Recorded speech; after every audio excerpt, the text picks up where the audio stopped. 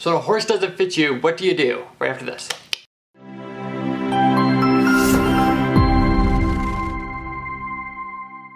Hello fellow Christians, how you doing guys? I'm Nolan M Cruz. I'm here to make your life just a bit better. So here we go.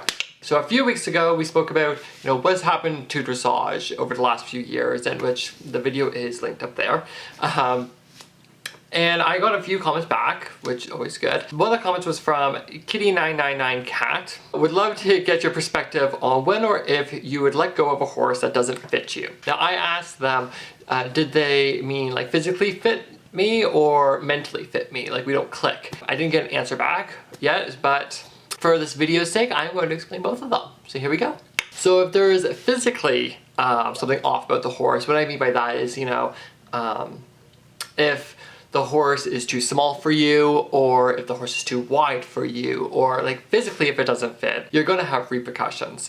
I speak about B a lot, and B was a big Dutch warm blood. He was mainly bought for my mother, who was a short little legged lady, and he was just way too wide for her. And the reason why I bring that up is because as he built muscle, she just couldn't really do it anymore because of how short her leg was, how her body structure was. Physically, he didn't fit her, and I actually ended up screwing up her hip, which is hence the reason why he came onto my side of the planet, because she couldn't do anything with them. And now, if you've seen my legs, which I know I don't show my legs often, and you're like, hello, I've got long legs, so I was able to work with them. It can go also the other way, which is there's a horse I used to ride. His name was Remy, and he was technically too small for me.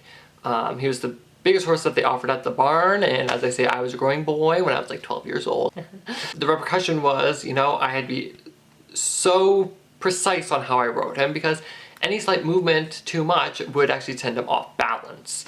I would always have to, back in the hunter days, you're taught to do, oh, 2 points your horses, blah, blah, blah, while you're cantering around the outside of a ring, blah, blah. Nolan M Cruz couldn't do that because you're too big for him. I'm not talking like, okay, put some rollerblades on the ground because your legs are hanging, but technically just a wee too bit for Remster. So I never did a 2-point. I did what I like to call a 3-point, which is you're very close to the saddle, kind of doing a 2-point, but not really.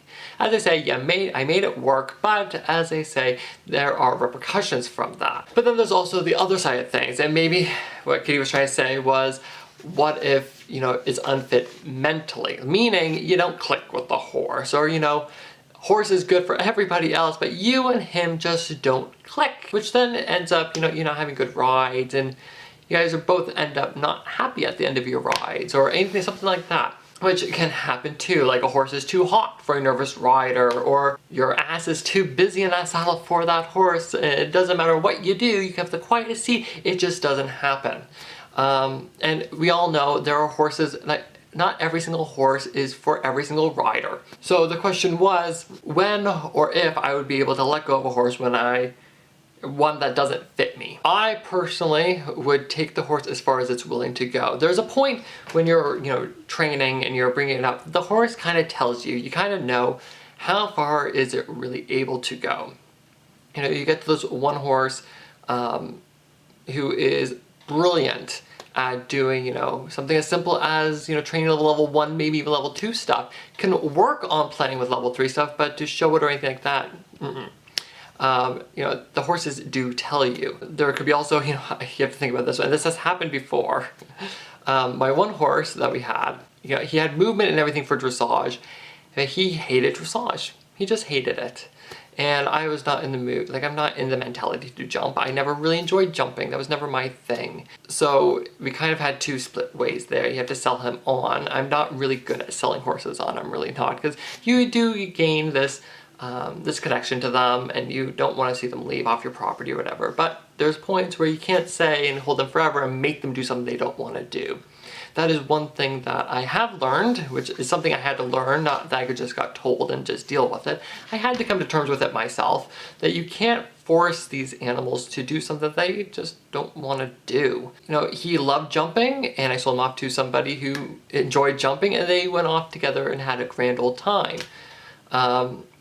Yes, when you're watching him go, and you kind of go, why couldn't he do dressage? Like, but But you know what? You can't force him to do it either. And if he loves to jump and he can make somebody else really happy who enjoys jumping and they're good together, I can't hold that back. So the question was if I could or when I would let go of a horse that doesn't fit me mentally or physically, is when the horse lets me know that we can't keep going. Yes, I would love to have a Grand Prix horse that I can make and go up the ranks that way. Of course, that's what I would love to do. But unfortunately, if the horse doesn't want to do it or can't do it, they let you know. I talk about egos a lot on this channel, and mainly it's because I used to have a really big ego and I had to put it away for a bit. By stepping away from things with, you know, sticking your head in the sand and stepping away from that and actually being able to see what's in front of you, you do get a better perspective of things. And